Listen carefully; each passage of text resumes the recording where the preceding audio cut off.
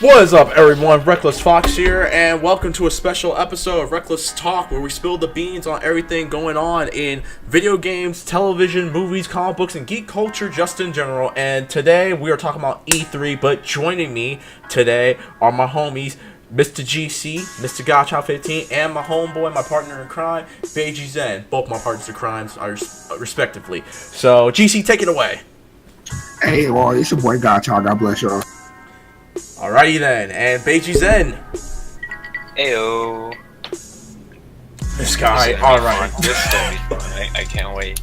Oh my god. Anyways, alright, so today we had watched all the E3 Pro. E3 has started, it's been going on since Saturday with the EA press conference, and then it went into yesterday with the press conferences at Microsoft and Bethesda, and then today with Ubisoft and Sony, and then tomorrow, as we are recording this, we're actually doing this right now live on Twitch. So we post it on YouTube later. It is currently June 12th, so tomorrow, which is June 13th, will be the Nintendo press conference, but we all know Nintendo got no games, so might as well not even watch it. But I'm joking. But yeah, so on to the day. I digress all that. We're here to talk about all the news and stuff right now. So, which conference do y'all want to start with? You want to start with the big ones, Microsoft and Sony, or you want to start with Ubisoft, Bethesda, and EA? What did you guys think of the conferences? What did you guys think of this E3 in general? I'll let GC talk about it real quick. Well, coming from, let me honestly say, hold on one second. Take it away, I bet you. I thought they were really good. Honestly, I had a lot of I enjoyed watching all of them. There wasn't any one that I thought that was really bad. Maybe all except for one. We could get into that more later. And you know, we're still not done. We still have the Nintendo press conference to look forward to. Hoping they'll be able to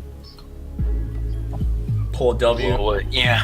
Blow me away. But maybe I shouldn't put as I'm now, like, looking at like stuff and other people's opinions. Maybe I shouldn't keep my hopes high.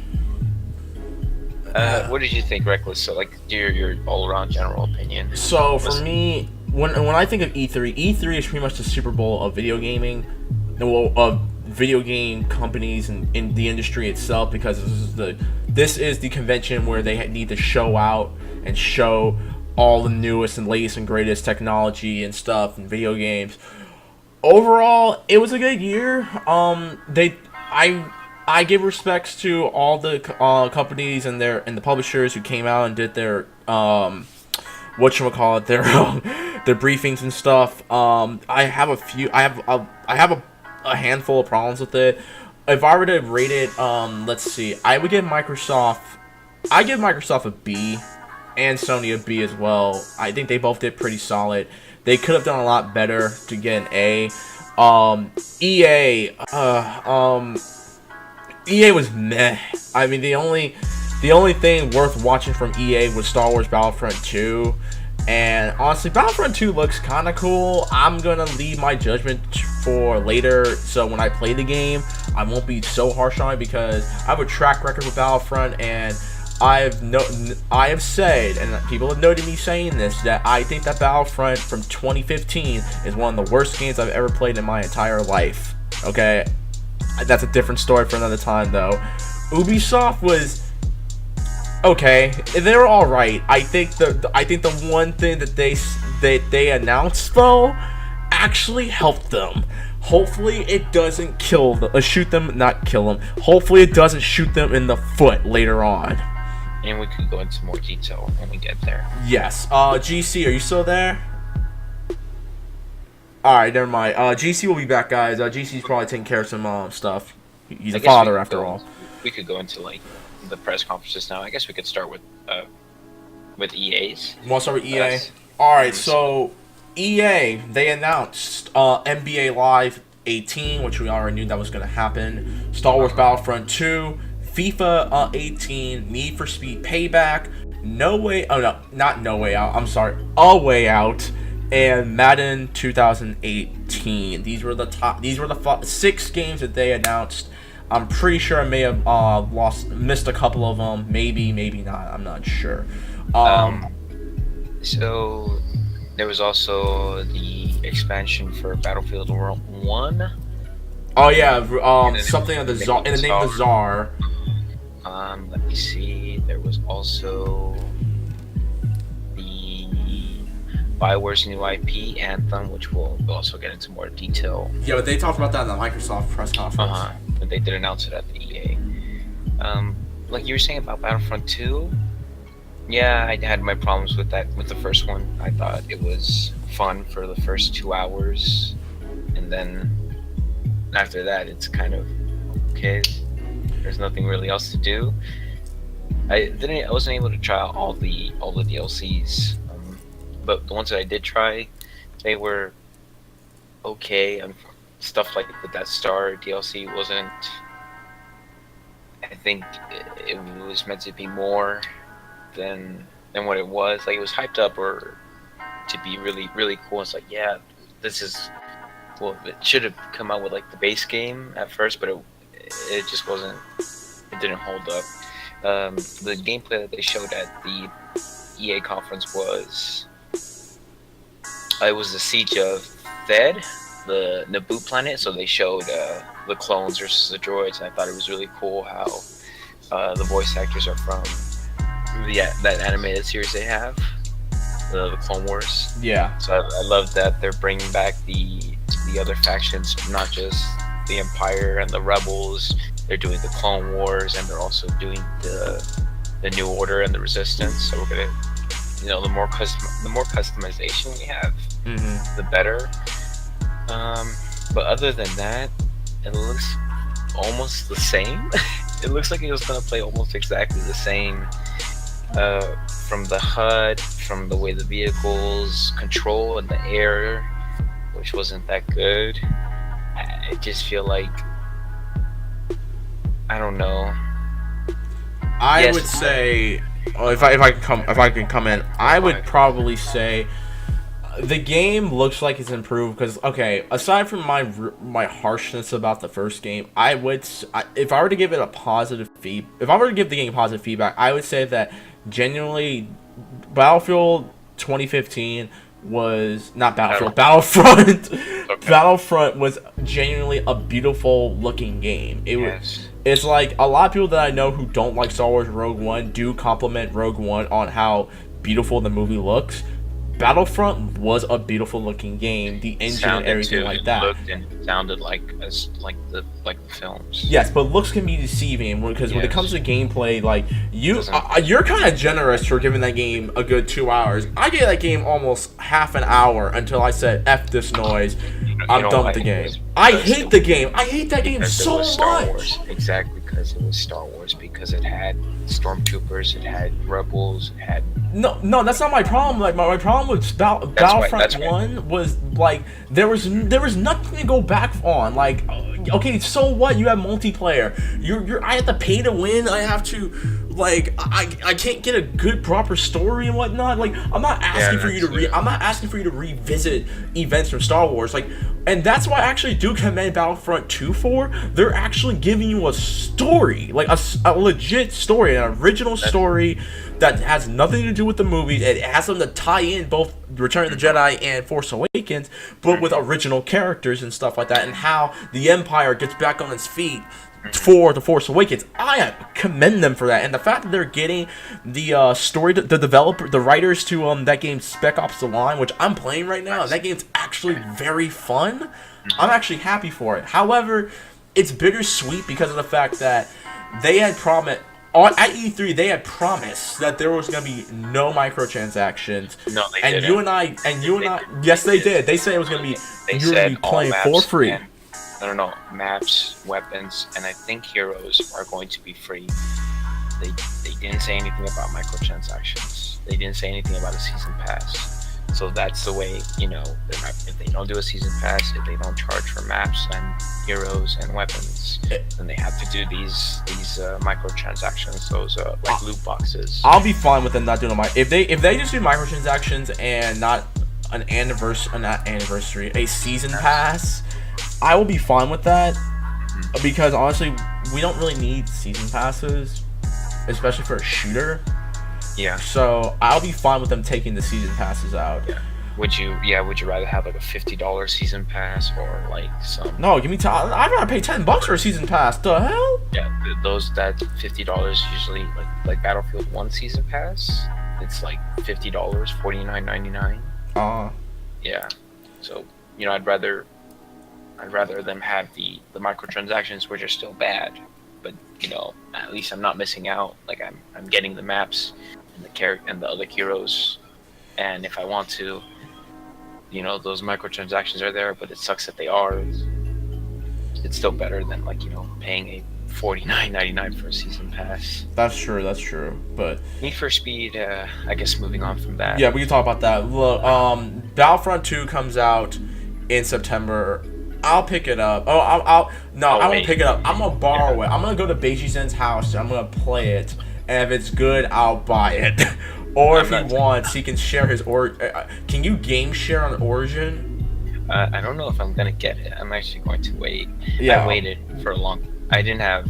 I waited for the first Battlefront, and I heard all the bad reviews about it. So I said, maybe I should wait. And if I could get it on sale, I'll pick it up. That's true. We'll wait until initial reviews come out for it and stuff. That's the best thing to do. Yeah. But on to you want to talk about Need for Speed Payback. There really is not much to say about Payback.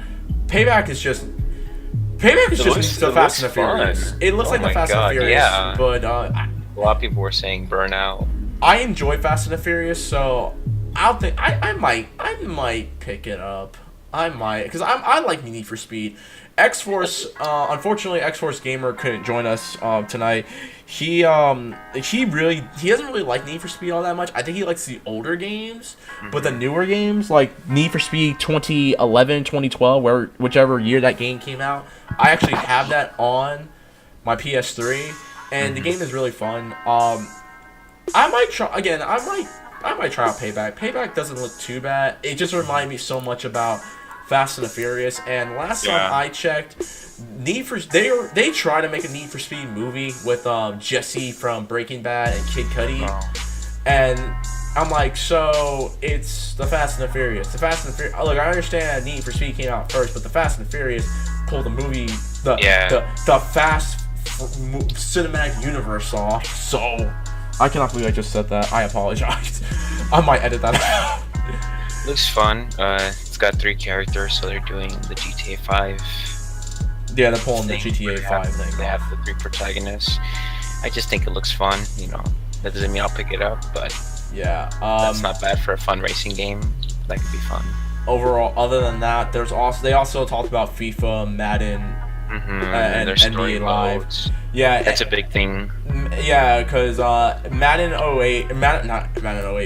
2018 now has a story mode, and Cottonmouth from Luke Cage is in it. I'm not big on sports games. Like, I like 2K, but yeah, like I think the last sports game I actually picked up that I actually thoroughly enjoyed was NBA 2K 2012. That game was fun. I enjoyed it because of the music, and I think Jay-Z did the music for that game. I think it was it was 2013. It was NBA 2K13. That was the best game in the series, hands down, and I'll fight anyone on that. Yeah, it's crazy. Like that's the thing that they were talking about a lot was this is the biggest thing we've done for Madden, and a story mode.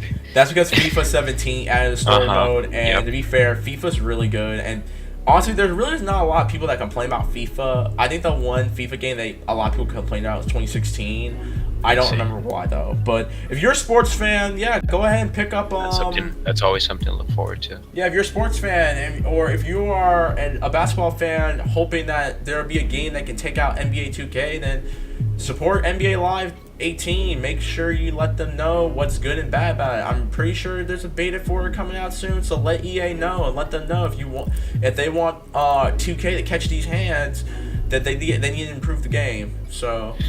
Okay. Moving on from EA, overall, what rating would you give? I give EA a C. I give him a C, like a solid C.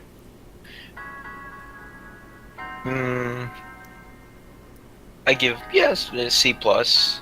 Yeah. The Battlefield 1 DLC looks pretty fun. Need for Speed looked really fun.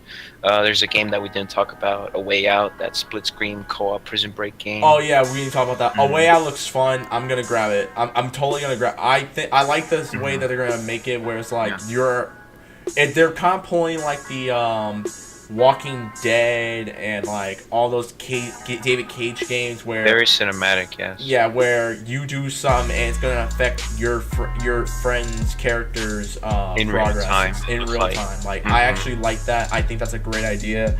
Hopefully the game doesn't suck and hopefully EA doesn't drop the ball. But asking EA to not drop the ball on a potentially great game is like asking WWE to put Chris Benoit in the Hall of Fame. But that's never gonna happen. Moving on though. I'm sorry. It's okay. I guess Ubisoft. Shin Benoit. Moving on.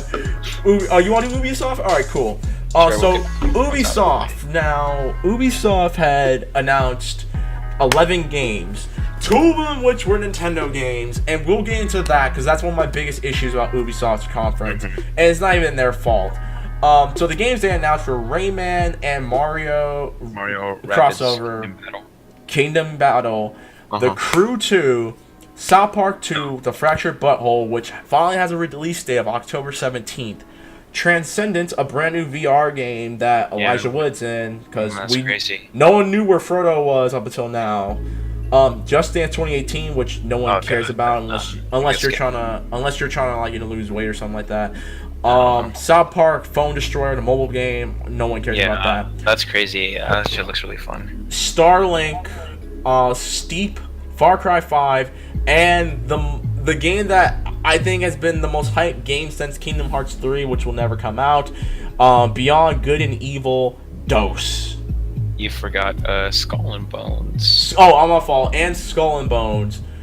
They also Assassin's Creed Origins was announced at the Microsoft press conference, but we'll get into the Microsoft press conference in a minute. They talked more about it, We'll just steamroll through Ubisoft's. Ubisoft, honestly, I think did a pretty good job this year. Aside from technical difficulties and stuff, and keep in mind, there's a lot of the conferences that had a lot of technical difficulties. I think Ubisoft was probably the most noticeable because when they were showing off Skull and Bones, you saw that they were using Microsoft Video Player to play the recording of the gameplay because it said escape to exit full screen, and I'm not gonna lie, I was cracking up when I saw that. I'm like, y'all effed up big time. So things I like about this, I really need to play Beyond Good and Evil 1. Yes. As I need to. I have not, so I need to get into that. I actually signed up for the beta for Skull and Bones because that looks so fun. You've played Assassin's Creed 3, you've played the naval combat. That is it. This is the multiplayer game. This is a pirate PvP multiplayer game, and it looks so fun. I cannot wait. I think that was like my favorite thing about that Beyond Good and Evil were my favorite things from the conference. The Transference of VR game looks really creepy. Well, yeah, Elijah Wood's in it. Elijah Wood looks creepy sometimes. Their concept behind it looks really, really creepy and freaks me out. The Crew 2 looks really boring. I think if I want a racing game, don't tell X-Force that. Don't tell him that.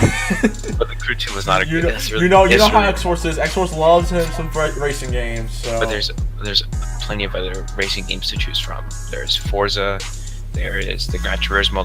They announced one just today, but it was not on the conference for some reason. And there's also Need for Speed. I would take those over. There are a lot of games that are on the press conference that weren't announced. Yeah, like Kingdom Hearts 3, and there was a couple other games. My thing was, and I'll get into mine. My whole thing, and I'm gonna start with my issue with Ubisoft. And I said this on my Twitter, and if y'all haven't, I'll put it. It'll be in the video in a minute. I'll put it right here. Here it is. My problem with Ubisoft conference, and it's not even their fault. I blame Nintendo for this because Nintendo is going in tomorrow with everyone roasting on them and everyone just just giving them crap and busting their chops because the Switch ain't got no games, okay? So when you're announcing games that are also going to be on the Switch, you would think that Nintendo would take that time to talk about their third-party support via Ubisoft and talk about Starlink, the new game, on the Switch. Yes, it's going to be on the PS4 and the Xbox, but you would think that they would take that time and talk about the third-party development support and show off Starlink on their conference or direct tomorrow. That might be at the direct, yeah. The reason why I think Rabbids was on here was because it was Nintendo. Well, that's not an excuse, but it was like a big like Ubisoft cross Nintendo crossover. Yeah, because remember Rayman Raving Rabbids was selling hotcakes on the Wii, so I can understand that. I'll give Nintendo a pass on that. Okay, I shouldn't, but I will just out of the sake of Ubisoft helping them sell a game like hotcakes on the Wii. But Starlink is no excuse. They should have showed that off tomorrow. Hopefully, we'll see. I do like this Mario Cross Rabbids.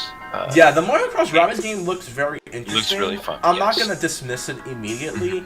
It reminds me of both XCOM and Final Fantasy Tactics. The way the gameplay is, and I have no problem with that because I enjoy XCOM and I didn't really play Tactics when I was a kid, but I know my brother did, and watching my brother play the game, I really enjoyed it. So, but I did play XCOM, and I got a few of my friends in real life killed because I decided to name them after characters from XCOM.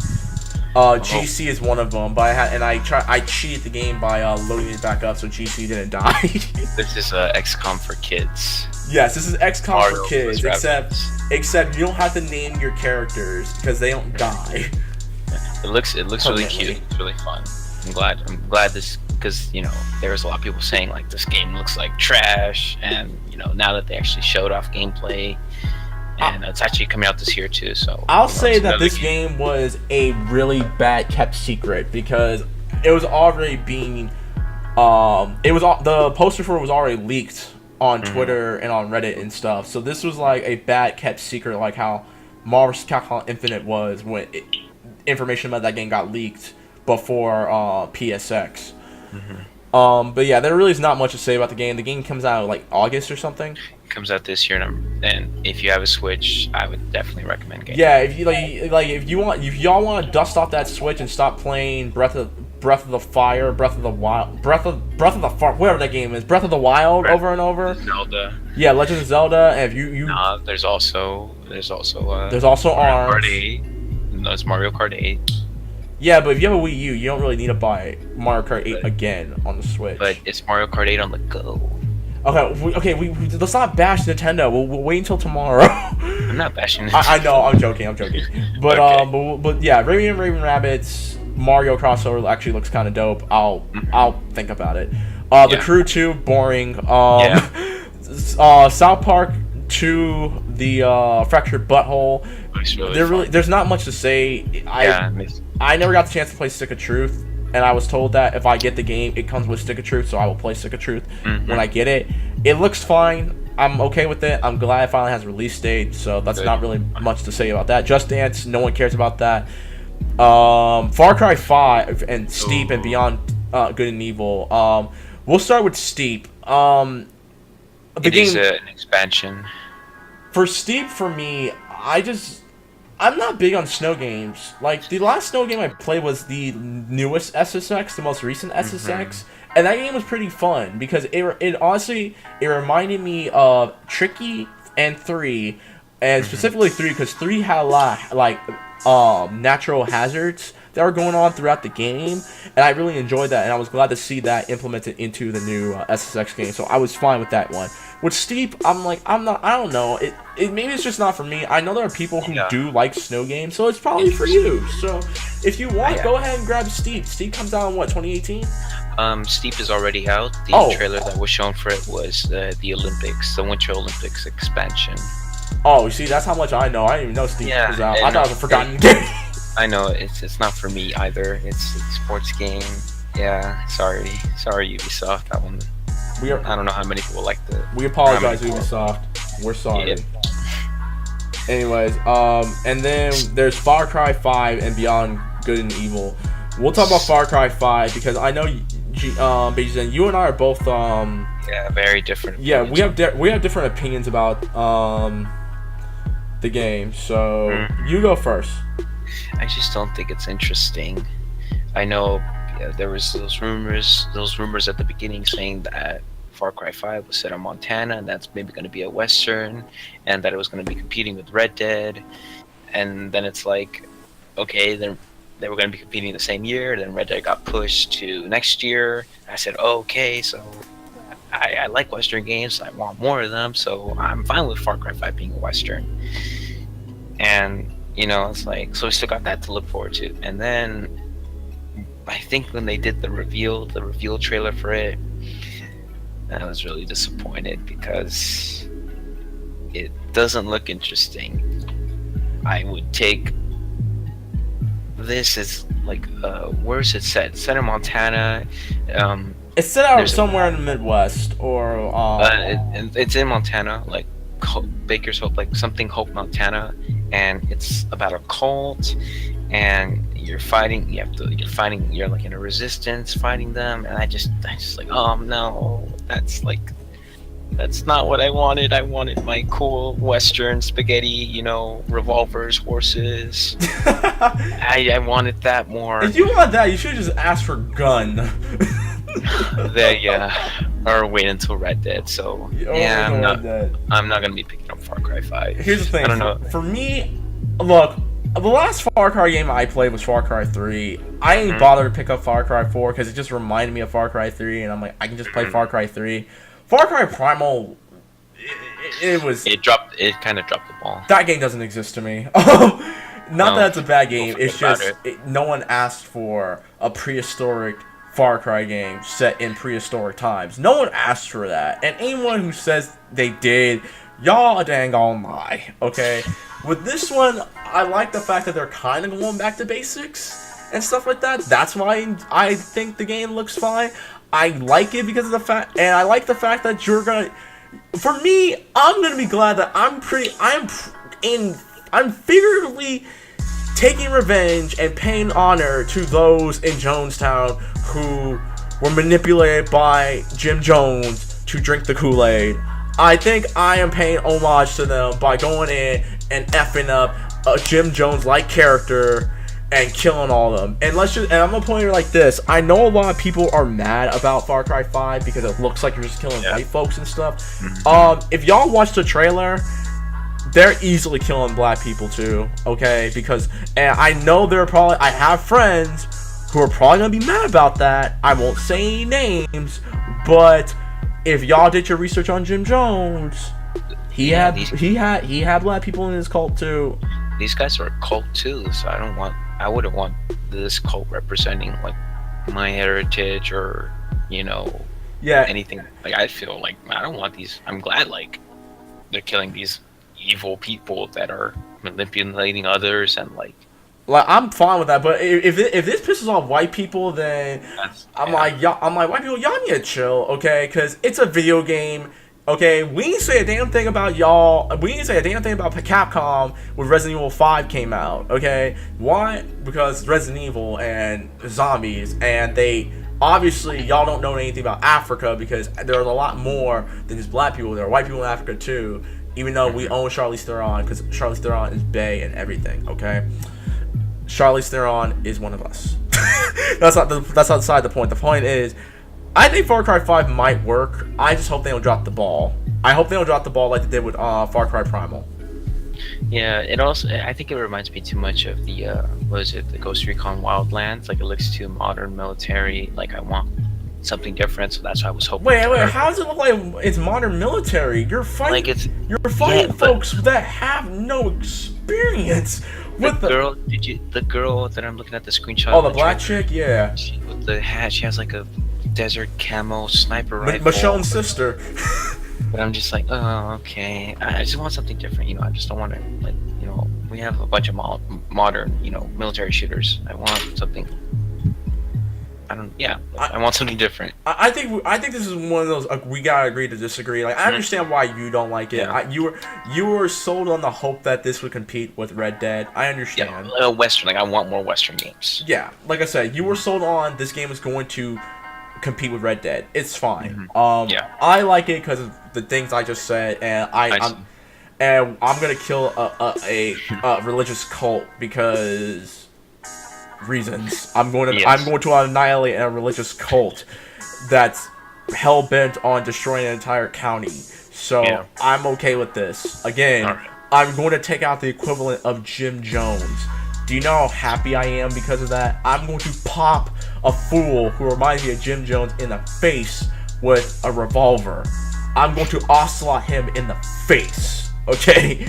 So I'm fine with that. But hopefully the game's not trash, though. If it's trash, then you'll hear it first from me. And then we have Beyond Good and Evil 2. Now, I remember when this game came out, I was about 8 or 9 when the game was first announced, and it came out on the original Xbox. I wanted to get it. I never got the chance to play it. I actually have it on Steam. I'm actually going to play it later on, now that 2 just got announced. Did you ever play Beyond Good and Evil? I haven't, and I really need to. I do have it. I own it on PlayStation 3, the HD version, so I need to play it. This looks really cool.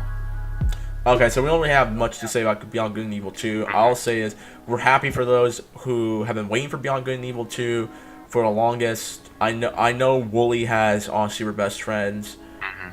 So I'm pretty sure he's crying a river right now. So it is a prequel, though.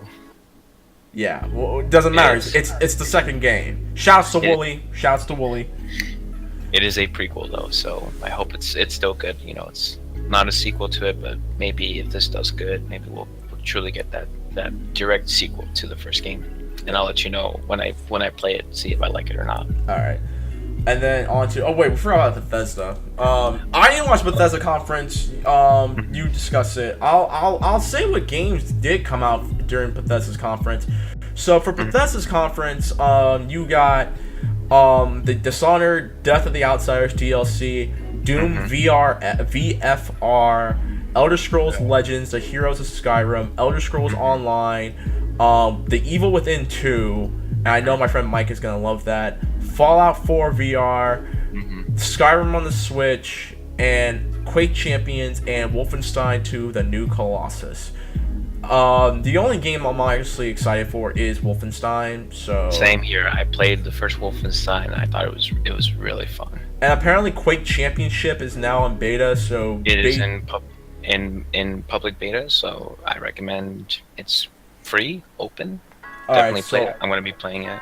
I will try that game later on if that's the case.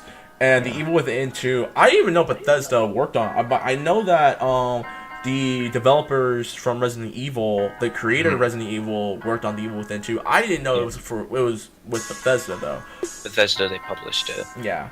Elder Scrolls Online, I've been told horrible things about it, so it's okay, but it's Elder Scrolls Online. Okay. I have not played it. No, sorry. Okay. And then other than that, you watched the Bethesda review. You watched the conference. So what was your take on it? It was really boring. It was really. Did you fall asleep on it? No, I stayed up because I was hoping for a new Elder Scrolls or another Fallout.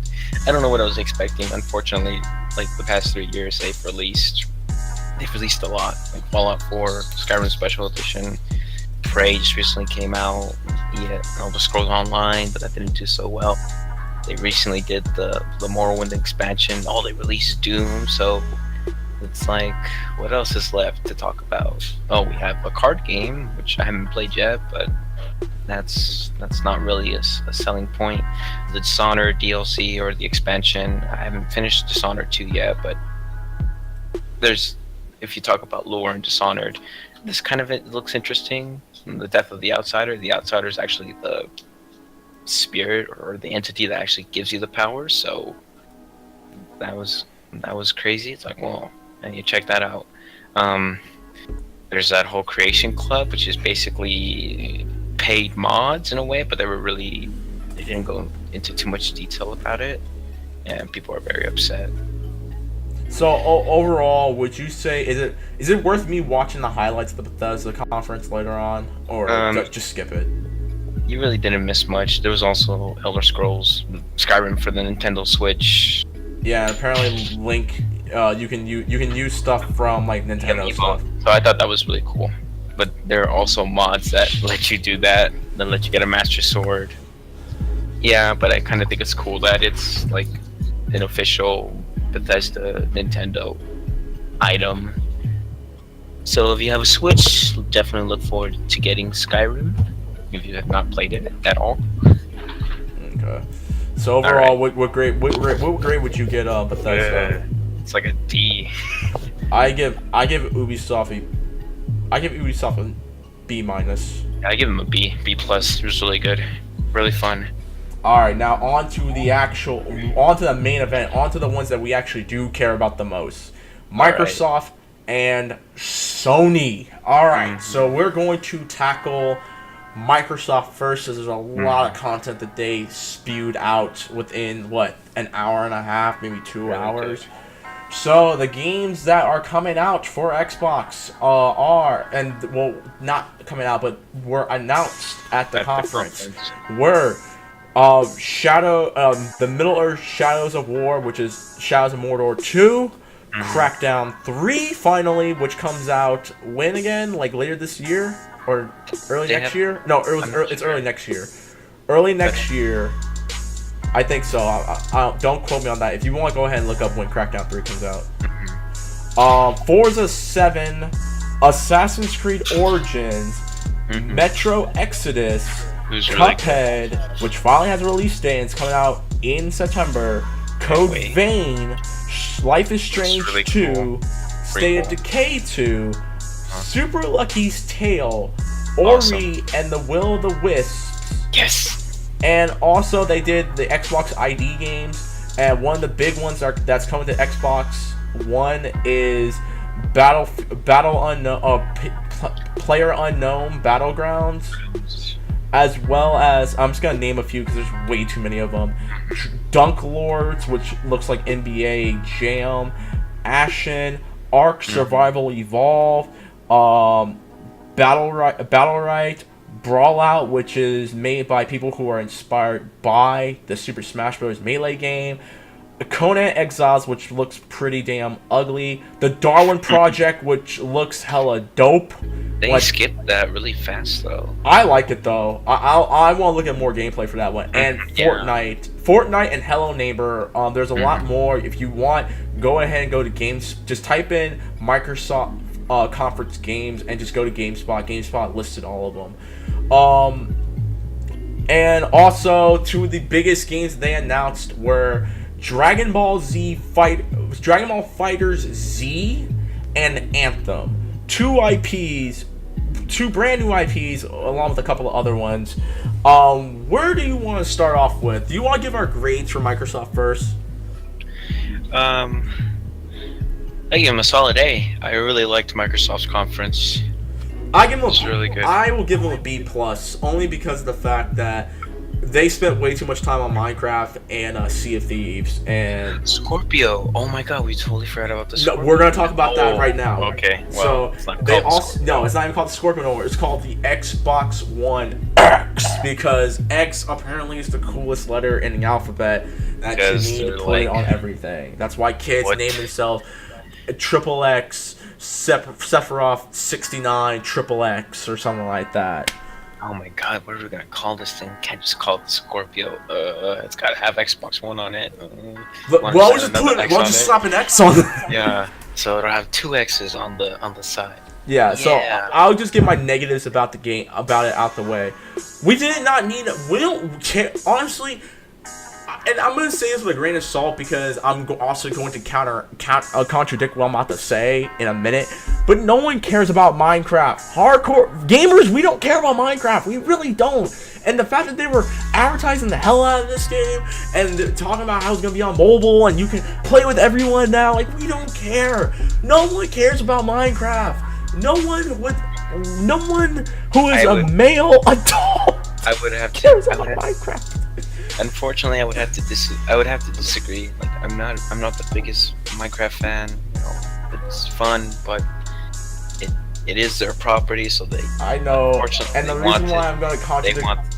The reason why I'm about to contradict what I'm about to say right now is because I know kids who play Minecraft, and to be Yeah. fair, I see more kids playing Minecraft than playing the Nintendo Switch, because Nintendo doesn't know their demographic, but we'll talk about that tomorrow. But I see more kids playing Minecraft than Nintendo, so I will give you that. I'll give you that reason. No, but I do agree with you. I think one of the things that they announced at the Minecraft during the Minecraft part was like a whole new look for Minecraft, and it was basically just like HD textures which you could get, which have existed on PC for the longest time, and they're saying this is something that's never been done before, and they show like kind of like Minecraft IRL. They have like HD textures. It looks like it's a shader or a filter that you could download off of any Minecraft mod website. So I thought that was really dumb. It's like, okay, real original there, and I think they call it like a super duper texture pack. It's like, oh, I'm like, wow, that's pretty dumb. We're not babies, Microsoft. But Minecraft is still a popular game Unfortunately. that they own, that they bought. So of course they're going to. I will say the one thing I was kind of disappointed about that they didn't show. Remember that? Remember the HoloLens from a couple of years ago? Mm-hmm. What happened to that? I'm not sure. Maybe I don't know. They're still working on it. I do remember. I think Super Lucky's Tale was supposed to be a HoloLens game, and I'm so glad that there was no mention of the HoloLens, because I was super scared that they were going to show like it was supposed to be like a like a third person HoloLens game, and this game looks super fun, looks super adorable, and it's like, yes, we don't need HoloLens for it. Thank God. I'm just gonna get some of the indie stuff out of the way. Ori and the Blind Forest, Ori and the Will of the Wisps, the sequel. I really love Ori, so I'm glad that there's a sequel to this. Cuphead finally a release date. There was, I think they briefly mentioned Tacoma. Yeah, they did. It was like a trailer. I need to learn more about that. The Darwin project was, I think that it was like a MOBA, like a PvP game. It looks more like a PvP. It's kind of like Overwatch, Paladins, and stuff like that. Yeah. I'll try it out. I think that game looks pretty interesting, and I like the name of it. So the name, I think when it comes down to names, I think a name has to pull you in for like, oh, that sounds like a interesting game. I'll try it. I think Darwin's project does look pretty fun. I'll test it out. I'll try it out. They like briefly mentioned it, and I was like, wait, what was that? We'll go back to that. I guess we could go into the major stuff that was also shown. State of Decay 2. I like the first State of Decay. I never got the chance to play State of Decay 1, so I'm gonna be jumping really into State of fun. Decay 2. Really fun single player zombie game. I don't know if there's multiplayer for this one, but it'd be really fun if they had co-op open world zombie game. Definitely really cool. Sea of Thieves, I think, looks really fun too. Another pirate game. I'm not gonna lie, I skipped through Sea of Thieves because I honestly didn't care about Sea of Thieves. So, did they give a release date for Sea of Thieves yet, or is it out already? No, not yet. It looks really fun though. Definitely that, along with the Ubisoft pirate game, which kind of sucks because like they had this nice little idea, and then Ubisoft's like, look at our pirate game. Look we actually have pirates. We actually are blowing people's ships up, and we're gonna fight the Kraken or something at one point. Yeah, none of this cartoon baby stuff. But I hope like it won't affect like sales or anything, because I'd love to play Sea of Thieves as well as Skull and Bones. They showed off Forza 7, which I thought was. Look at this awesome car that we got that was exclusive so for. Dumb. It's Okay, like, no. Don't get me wrong. I'm gonna say this right God. now. I love the look and design of that car, but you should show. But honestly, dude, unless they're gonna give me that car, there's no reason why they should show it. Yeah, showing off a car during a gaming convention. So dumb. Not the best idea. You should have showed off at like the game. You should have showed it off at the Automoto show in LA. Like, or something. when's the automotive show? When's the automotive show here now? I don't know, and I don't care. I just want to see the racing game. I love Forza. Forza looks awesome. And You talk about, just didn't they should- have didn't Forza 6 like just come out like recently? That was last year. This is they have different. So they're a yearly game. They release games annually, basically. Something like that. You know how Yeah. Call of Duty has like different.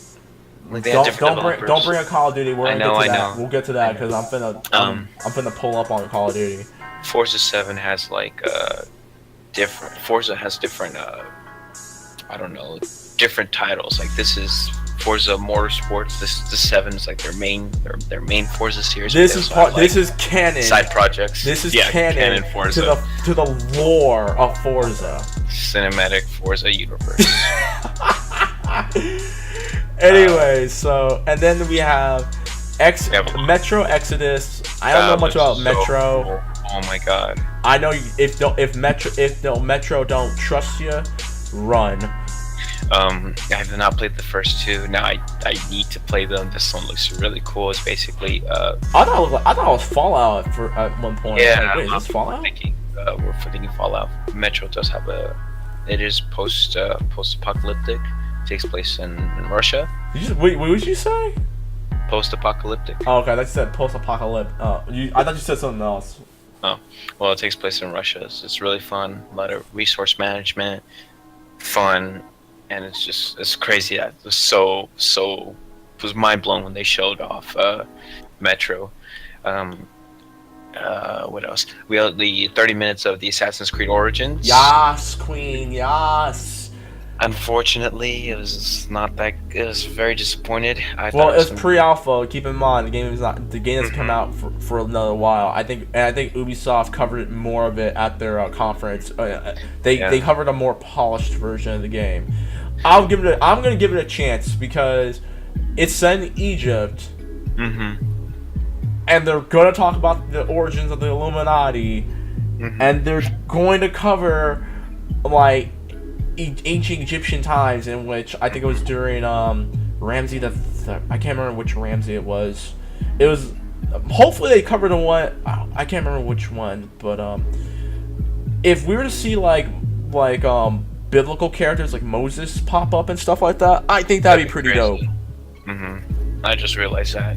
Unfortunately, like gameplay wise, there's really not much has changed. It looks like Assassin's Creed, and I'm very disappointed. I was hoping for so much. I was hoping for more, but I don't think I'm going to get it with Origins. I think because you're an Assassin's Creed fan, correct? I played all of them. Yeah. See, well, I haven't. I've never played. The only Assassin's Creed game I've ever played because I was interested in it was Assassin's Creed 3, and I actually thoroughly enjoyed Assassin's Creed 3. So I'm okay with that. Yeah, and maybe to a newcomer to the franchise, definitely, but someone who's played all of the major console releases, man, this just looks more of the same. And if I could make a prediction real quick, I think the next game that we're going to get in the Assassin's Creed franchise is going to take place in Japan, with like ninjas and samurais, and I'd be okay with that. I mean, Assassin's Creed has already covered Italy.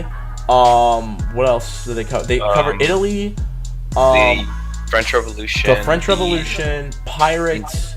The Industrial Revolution in London, and the American Revolution, the Crusades, and the Renaissance. But I'm hoping that I'm positive that we're going to get ninjas and samurais pretty soon, so I hope that they can do their. And hopefully they don't make another movie out of those. Yeah, that movie, I didn't even watch it. I know you didn't. I looked at that trailer. I'm like, Oof. You can't sell me on Michael Fassbender doing cartwheels and backflips and flash kicks all throughout Italy. You can't. Get off me, boy. But yeah, I'm gonna try Assassin's Creed Origins. I'll let you know if the game is trash I'll or not. definitely keep my eye on it, because maybe I'm wrong. I hope I am. I hope it's fun. Okay. Let's see. Shadows of War, which is Shadows of Mordor 2. I don't really have a lot to say on it because I never got the chance to play Shadows of Mordor. I got it. I got it on Steam. I will be playing it during the summer. I'll let y'all know later on. But overall, I do like the new game. I know about the game features. I like the new mechanic of how you are now creating your own army of orcs to take over Middle Earth. So I do appreciate that. I enjoyed the new Nemesis system. It looks really fun. I played the first one. I am really excited for Shadow of War, and I hope it's really good. It comes out this year or next year? This year, I believe. Okay. So yeah, look out for Shadows of War. Then there's let's see, we covered Cuphead already. Life is Strange 2. Now you played Life is Strange, so tell me how you feel about the new Life is Strange. It is a prequel. Okay. I did not finish it. I need to, but I really liked Life. I really did like Life is Strange from when I played of it. So unfortunately, we're not getting the main character from, I believe, the first game. It's before the events.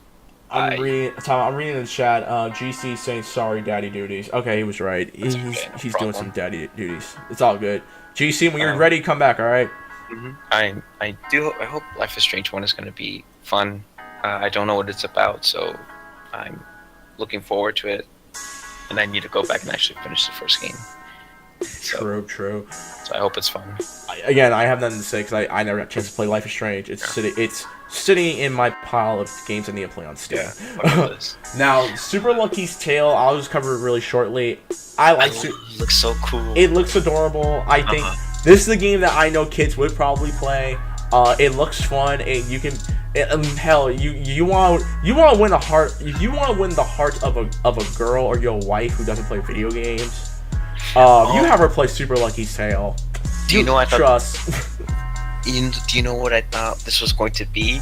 What's up? I thought this was going to be a new Conquer. No, I did too. Oh my god, dude! I was like, wait, no way. And then they showed this. It's like, oh, okay, it's kid friendly. And then I remembered it was the what is it called? That weird VR headset game that for Xbox. But now I think they might have turned it just into a 3D platformer, and I'm perfectly fine with that. Okay. I guess the only thing that I also remember was Code Vein. It was that anime Dark Souls game made by Bandai. That game looks really fun. It looks really cool. Kind of looks like what do you call that one? It's like really edgy anime. It's called I don't know. It just looks really cool. And I definitely want to pick it up. I'm not the biggest Dark Souls fan, but I'm totally into this. I love this style. Kind of looks like a prototype, and it looks killer. That's all I can say about it. God. And I really want to check this out. I'm kind of surprised they announcing Killer Instinct, the new season of Killer Instinct on Microsoft. Interesting, yeah. I found that weird. And also, they announced Dragon Ball Z Dragon Ball Fighter Z, and it's being developed by the same guys who made Guilty Gear XR, and I am super excited for it. I know it's gonna be a multi-plat game, but at the same time, the fact that I got the chance to see it during Microsoft's conference, dude, that game is going to be straight fire. You already know that they're going to be showing that game off at Evo. You already know next year it's going to be on and popping at Evo, man. You already know, man. Street Fighter 5, take yourself and sit in the corner. This is for real game. This is for real fighters only. Okay, this is a real fighters only type of game. This game is going to be bigger than Marvel vs. Capcom Infinite. I'm going to say it right now. And I love Marvel. I love Marvel. You know I do. But fam, Dragon Ball Fighter Z though, that game gonna be fire. That game is going to be straight Super Saiyan fire. Well, that's really good. Yeah, it looks really fun.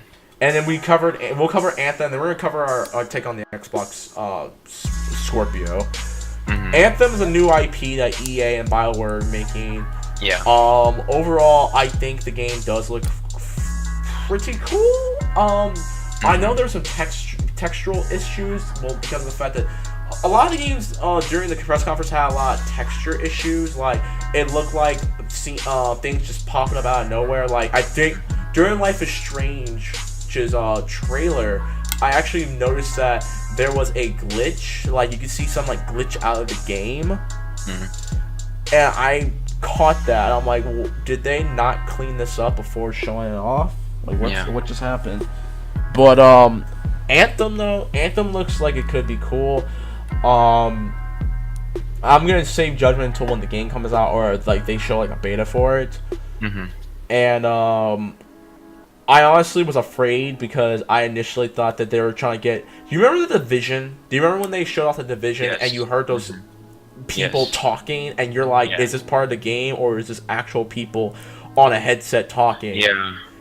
Oh, question: was it actual people on a headset talking? Yeah, I think they did the same thing for this game. It sounded like it. It sounded like it, but when I rewatched that scene, like the cutscene where someone runs into her in like the market, it sounded exactly like that lady. Oh, it sounded exactly like the lady who's talking in while doing the I know what you're talking mission. About. The Division, like they hire actors to act out as if they're actually playing the game, which is kind of misleading. Because that's That's not how you would play. You need the have XP. People online. You would have people online shouting absurdities and music in the background. Like okay, yeah, that's why, and that's why I give Microsoft a B plus, because I'm like y'all could, like, I'm sorry, Microsoft, y'all got all this money. You could have pulled Nolan North out of the picket line while he's picket signing the Screen Actors Guild, and be like, hey yo, read these couple of lines. You could have got Tara Strong, because Tara Strong is probably cussing out Donald Trump right now as I'm talking. And you can be like, hey, Sarah, yo, Laura, baby, please read these couple of lines, okay? Here's 1,000. You could have done that, okay? Y'all didn't though, so I have to dock you points for that. Well, there was also Crackdown 3. Terry Crews. Oh yeah, Terry Crews. Oh my god, I completely forgot. This city's lights just turned up. Oh, I'm like, oh. It looks really fun. If I had an Xbox One, or I think it's on PC, I'm not sure. It might be on PC soon. Remember, Xbox, PC, and Windows 10 exclusive. That too. I think the conference was also kind of misleading because, for example, the announcement for PlayerUnknown Battlegrounds, it's coming to consoles. It's going to be on Xbox One and PS4, but they said Xbox, I think it was console launch exclusive, and I think that means play it first on Xbox One before on console. Play it first on console before PS4. So that was kind of misleading. Now, unless you have it on PC, don't do neither. Yeah, if you have a console, you don't have a PC, and you want to play it, it's coming first to console on Xbox One. That should be the new tagline. That should be play it first on Xbox One. Simple, and people know that it's a timed exclusive, not a full-length exclusive, like Ori and the Blind Forest, like Ori and the Will of the Wisp is a Windows 10 and Xbox exclusive. State of Decay 2 is a Xbox and a Windows 10 exclusive. So yeah. So there was that. And there was also another announcement. There was the Xbox One X. We gotta talk about this real quick. That one and the Xbox, the backwards compatibility. Yes, now you can play your old Xbox original games, which is insane. And it's like, what? I wish PlayStation. There was a tweet I saw about this. It's like, I wish PlayStation showed this kind of dedication and devotion to their backwards compatibility the way Microsoft is. I think that's really cool that I'm able to go and have all these 360 games and these Xbox original games, and I could play them on the Scorpio or the Xbox One, and I love that. And I really have to give Microsoft big points for that. It's nice. It's something cool to have. I think this is the first time I've ever heard of a teraflop. I had to actually look up what teraflops were because I'm not a specs person, so this was really confusing. I'm learning to be a specs person because I remember when Project Scorpio was first announced, they were talking about teraflops, and I was listening to the Gaming Illuminati's podcast and how they were roasting on people who don't know about teraflops. So I'm like, okay, I don't know what a teraflop is too, so I'm not gonna pretend I do know what a teraflop is. I actually looked it up, and apparently I will actually read it to you real quick. What a teraflop is. Let me pull it up real quick.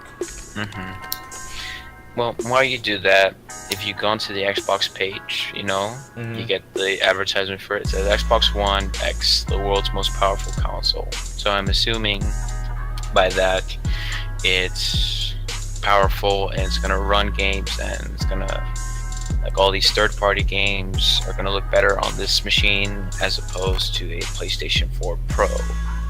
Okay. With that being, they're talking about like 4K and like 60 frames at a price point of $500, which is crazy if that's true.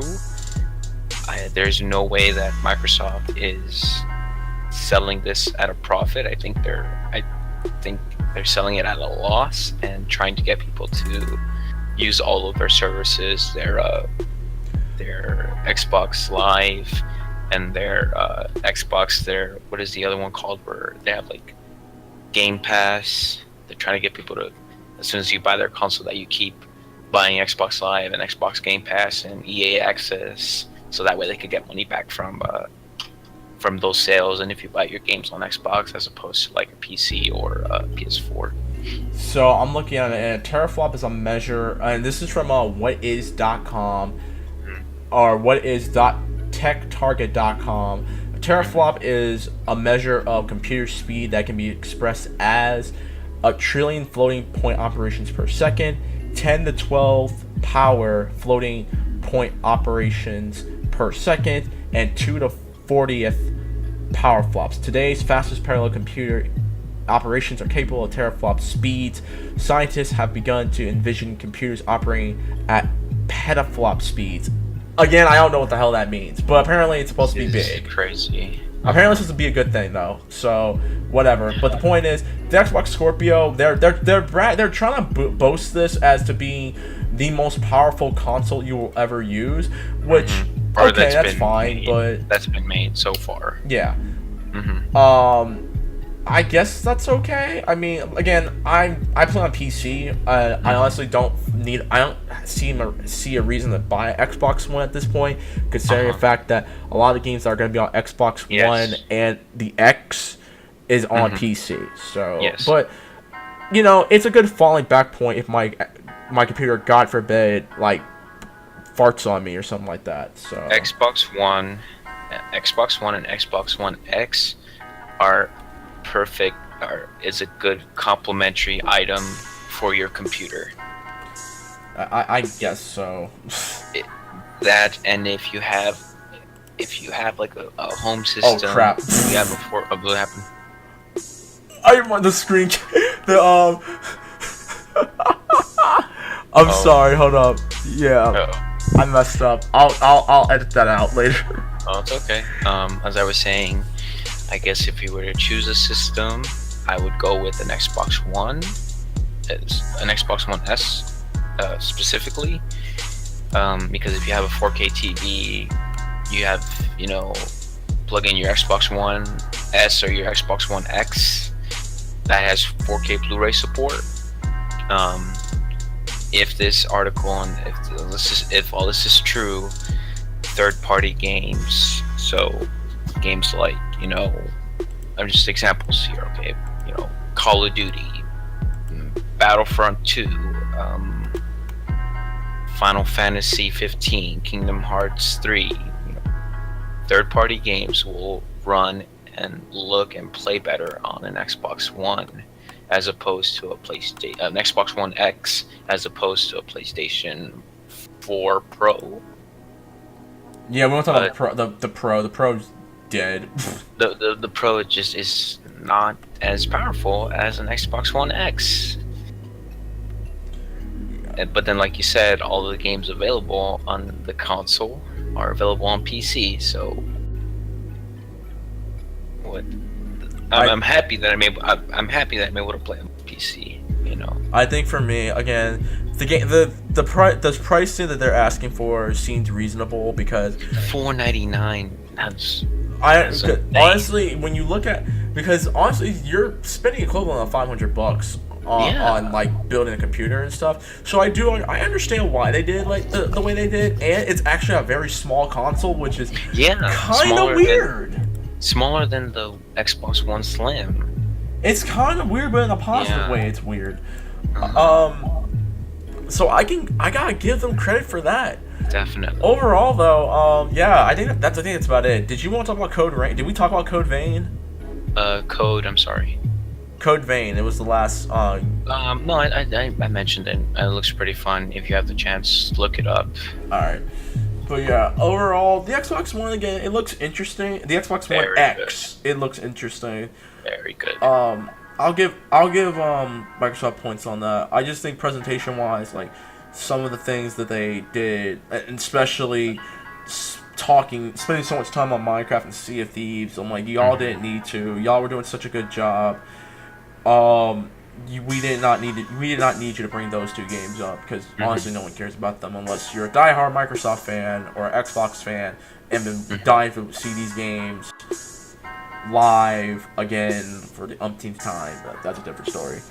Speaking of things that should have been taken out of the conferences. No Halo. I'm sorry, no Halo. No Halo. Microsoft. That's crazy. No Mass Effect. No Gears of War. No Call of Duty. Sure. That's a good thing. That's actually good because now Microsoft is banking on trying to make first IPs, and a lot of these indie games too, which look really fun. Yeah, so I'm okay with that. I'm glad they did. I'm glad they did what they did. Really fun. Really good press conference. So kudos to Microsoft for that. And speaking of games that did not need to be in the conference, so let's talk about Sony. Sony's conference. Sony. Oh wait, hold on. Yeah. What is up, GC? You were back from the dead. How are you doing? Doing pretty good. Sorry about that. Like I said, daddy duties. I'm a father first. That's all good. We just ran down EA, Ubisoft, Bethesda, and Microsoft.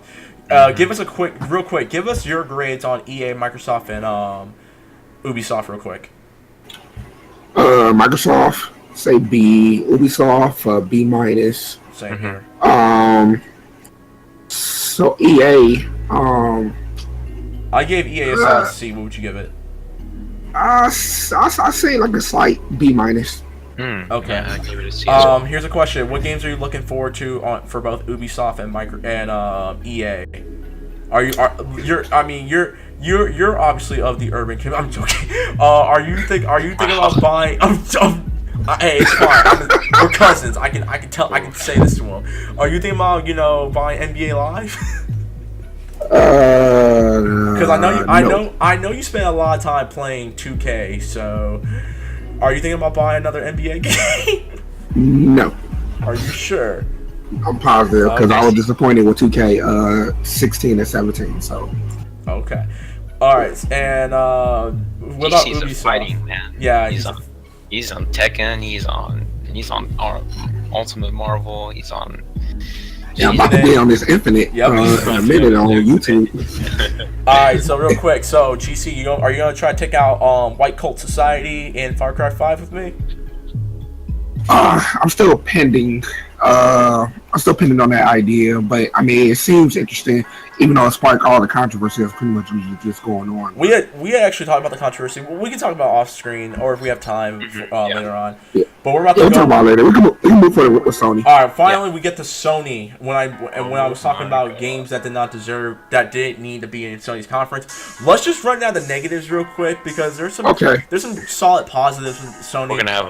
We might have some differences on the negatives. Yeah, okay, that's fine. So I guarantee you it lines up what everybody else is saying. Yeah, so real quick, we're going to go down the list of games that were announced at Sony's press conference. We had, for DLCs, we had Uncharted Lost Legacy, where you get to play as that sexy British chick that Nolan North was smashing in Far Cry 2. Far Cry? Whatever her name was. Uncharted. I mean, you know what I mean. In Uncharted, the Nathan Drake that Nolan North was smashed in. Yeah, just making sure. Okay, fine. And then Horizon Zero Dawn got a new DLC. It's called Frozen Wild. Yes. And then now with the games, we have Marvel vs. Capcom Infinite, which just got announced again with the story mode, and the game will be releasing in a couple of months. In September, we got more gameplay of God of War 4, and it does look like that they're going to be talking about Norse mythology. We got more glimpses on Detroit becoming human, and no one cares about Detroit. Shout out to Jesse Williams, man. Shout out to him, man. Yes. We also we got Call of Duty World War II, which I'll discuss in a minute. Monster Hunter World, which was pretty interesting. It was pretty interesting, yeah. That was crazy. Shadows of the Colossus is getting a remake, and it'll be ported to the PlayStation 4. And then, of course, we got VR crap. We got crap. Hold up. We got let's see. We got Skyrim VR. We got Skyrim VR. We got freaking Days Gone. Oh my gosh. We're right. But that's not VR though. We got PSVR. We got Super Hot VR, and we got Final Fantasy. Yeah, I was about to say that. Yeah, Final Fantasy. Bravo Team. And Bravo Team VR, which actually looks kind of cool. It looks I said kinda. Yeah. There's two more. There's and then we got Moss, and there's a Star Child VR. Yeah, Star Child looks kind of cool though. And then we got the game that honestly was very, very cool when I think about it. The new Spider-Man game, in which towards the end of the conference, they pretty much dropped a teaser that Miles Morales will be in the game. I didn't know. Likely or not, he may be a Spider-Man. You may play as Miles Morales. They haven't said if it's Peter or Miles. Well, we know that the first one is Peter Parker. We know that for sure. But we don't know whether the Spider-Man that you're using in the game, we know that's Peter. But they say, "Hey Miles, what are you doing? Come on, let's go." I didn't hear that. Yeah, they showed it at the end. Yep. Oh shit! I didn't see it. I didn't see that. Yeah, because everyone got up. They noticed like, "Yo, Miles, come on." That's crazy. So yeah, let's start with the negatives first. What the hell is what? I'm gonna start with mine. What? We forgot that. Which one? Destiny 2. Oh, well, no one cares about Destiny 2. So I just part of the negatives. We have Until Dawn in the Inpatient. Oh yeah, that's another one. So I guess we could start with the Activision Call of Duty World War II. No, we're not. No. I'm not gonna start with Call of Duty. We're gonna start with Call of Duty. Those are negatives, aren't they? No, that's not even the worst negative I have. My worst negative is who in the blue hell said at Square thought, hey, you know, it'd be a really cool idea if we brought back Sega Bass Fishing, but we don't have Sega's license. Oh, so we're gonna yeah, make Final Fantasy Bass Fishing.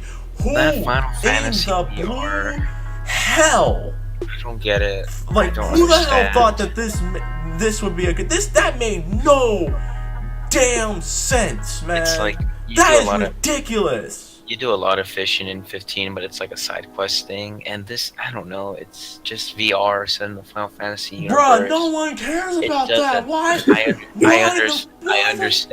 I understand, but it's like, oh, Final Fantasy. Like they teased VR for PlayStation for Final Fantasy really early on, but it wasn't like a main thing. It's kind of like a side project. But like you said, I don't get it. Like bro, like no one gives a damn about Final Fantasy Bass Fishing. I love Final Fantasy 15. I know you do, but no one cares about Bass Fishing. This was weird. This was weird. I mean, because like a lot of fans, they was complaining, like, you know, wow, no update for Final Fantasy 7 remake, like, you know, episode 1. They was more excited for that than anything else. Just like Kingdom Hearts, that game never coming out. It don't matter. We'll talk about that after. Yeah, we'll talk about that in a minute.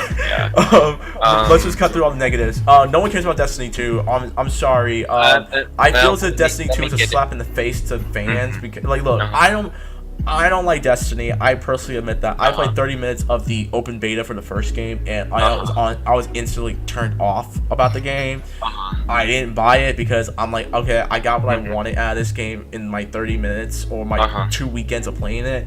So whatever, I don't care. However, I do care for the people, even though I shouldn't. I do care for the people that spent about over $200 when it came to the expansions for that game, of a story that should have been in the game, and now they can't transfer their data into Destiny 2. It's weird. GC, did you play Destiny? Yeah, I'm still playing it today. I'm sorry. Did you played all the DLC, like you played the 2 expansions? Yeah, so I played Destiny 2. I played Destiny. I didn't do like all the major stuff. I didn't do the raids because it was really, Destiny was so weird. I didn't do the big. There's these big raids in Destiny, and there's no like. You have to match up with people. It's really complicated, and you would think there would be like a matchmaking system for that, but no. People had to go like online out of their way to find people if they weren't on the friends list. So that really put me off. Because mostly I just focus on the strikes in some ways. So. It really sucked Destiny because I didn't have people to play it with, so that really like bumped my experience for it. Like even multiplayer, like the multiplayer that they had for it, it is fun, but like with anything over time, it starts to get boring. I don't know how to explain it, and especially if you don't play with people, it's not you're gonna get bored of it. It's gonna get boring. Destiny 2 looks like more of the same. It's pretty much the same game when you look at it. It looks more of the same. It's more of the same from the first game. The reason why you can't transfer a lot of your data over is because I think it might have had something to do with because Destiny was on PS3, Xbox 360, and PS4 and Xbox One. So it was it was. Oh, I keep and they stopped updating it after because I think people finally realized that how much they're getting jacked from Bungie.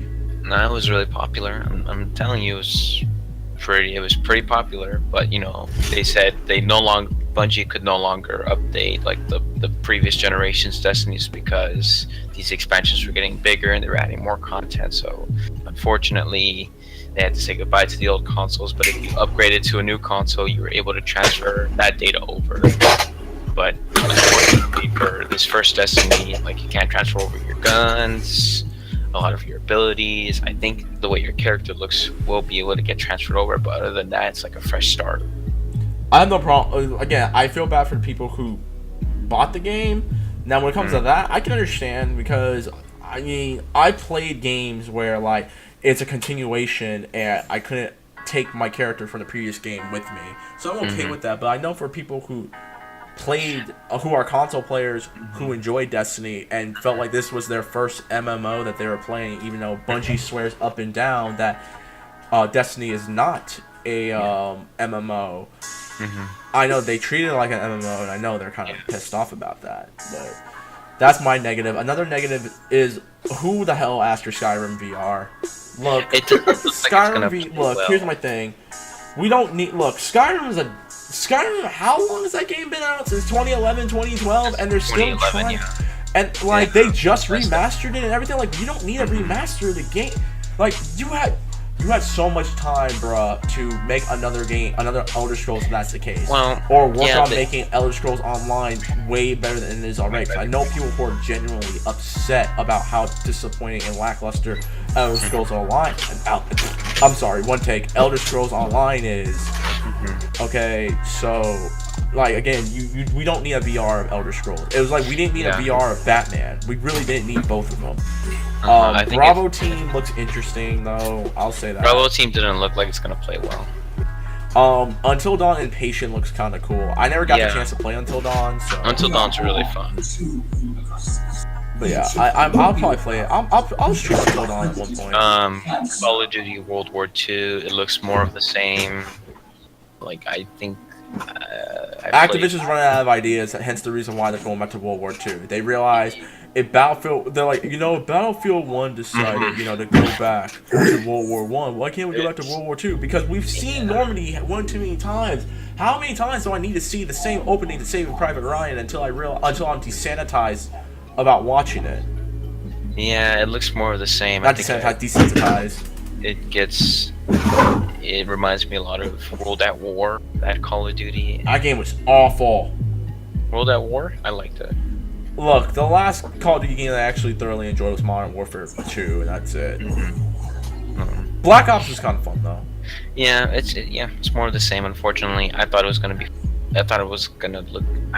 more or better, but no, it's more of the same. You were expecting Call of Duty World War 2 to be better?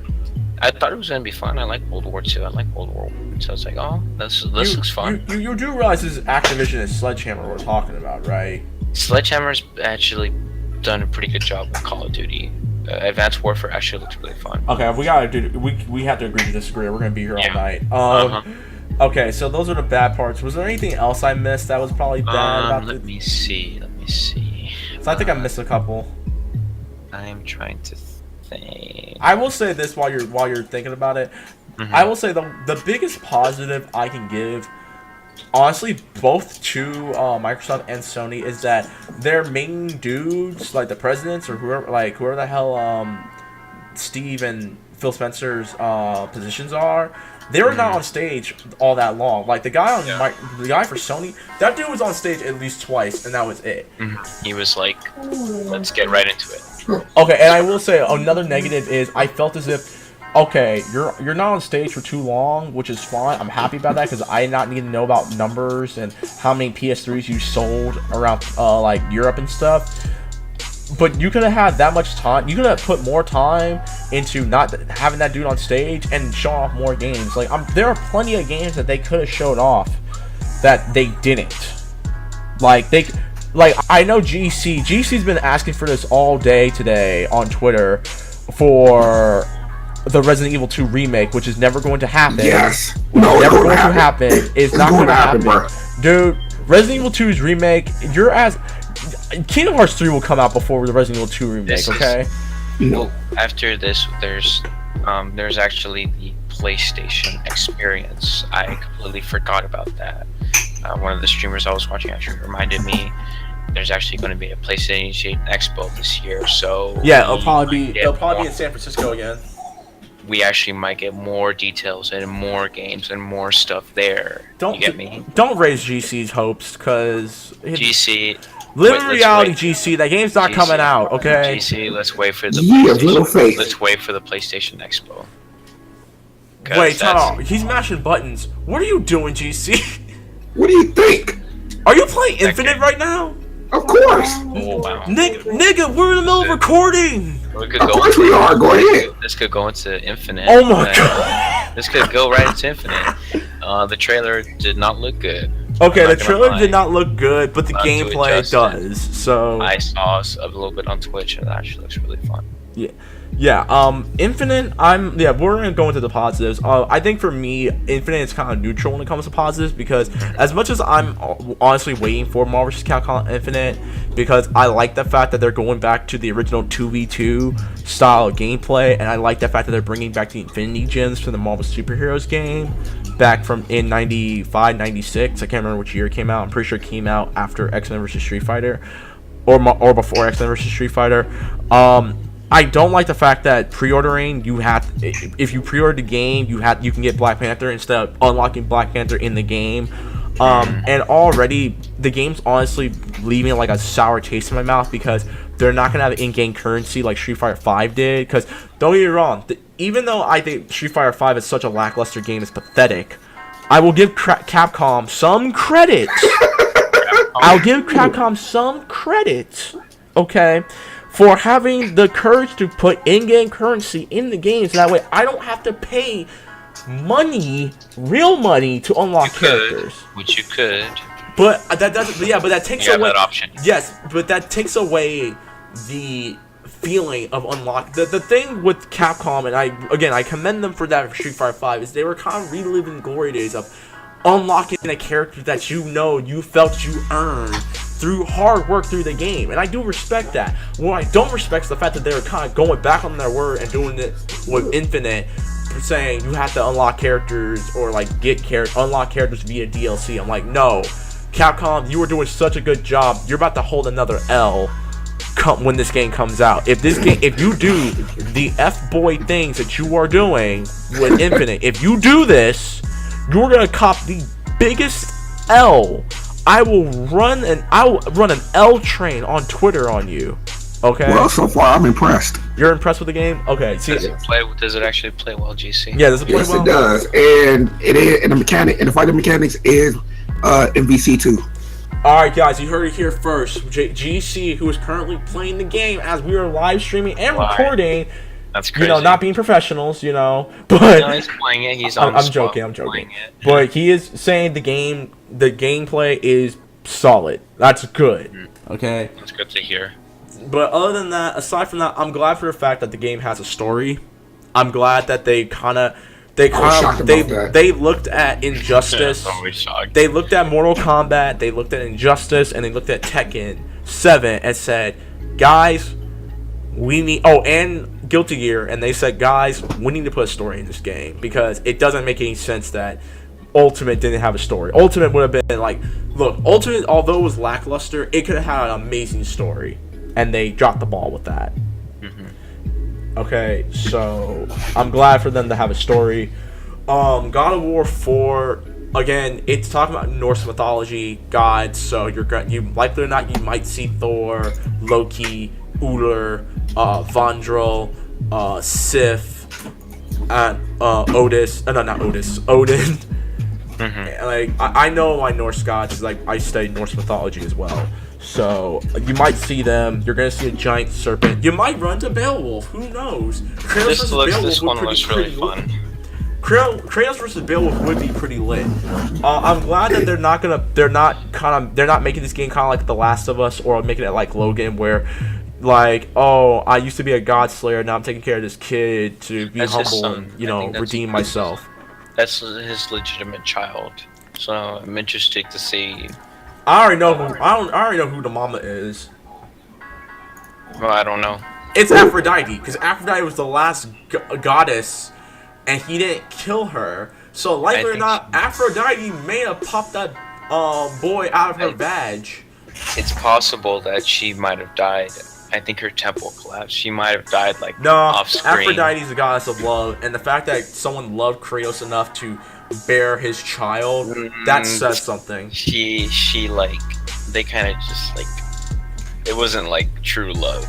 It's just hit it and quit it kind of thing. Oh, come on. No. It was not true love. I'm serious. Well, so is Wonder Woman's father being Zeus. Let's get one thing straight. Greek gods and goddesses were hoes, okay? They were just smashing all over the place, just going down. They were just going down the DMs on people and just bearing children. Exactly. You proved my point exactly. But Aphrodite is the goddess of love. There is a difference. She wants to smash everyone. Did you watch Did you read Percy Jackson, Pages? Because I did. I spent a year and a half reading all of Percy Jackson books except Blood of Olympus. This is Percy Jackson and God of War. Those are two different. I know. Different. That's night and day. Okay. I don't think it's her. The point is the game looks a Norse woman. The game looks dope. Looks really fun. The game looks dope. We've been here. We've been here for an hour and a half, so we gotta get this moving. Okay. Yeah, let's go. All right. So Monster Hunter World. This is the first time I will say this. I'm going to buy a Monster Hunter game. I'm not a big fan of Monster Hunter. I've never played it. I never understood the hype of Monster Hunter. But I will actually pick it up. I'll pick it up on the PS4 and try it. I think it's actually coming to PC and PS4 and an Xbox One too. So there's that. Yeah, I'm not buying it on PS4. I'll buy it on Steam. The game looks fun though. I'll say it right now. It was crazy. I'm interested to see. Uncharted Lost Legacy. It's a DLC expansion pack, so you're gonna get a more story for Uncharted 4.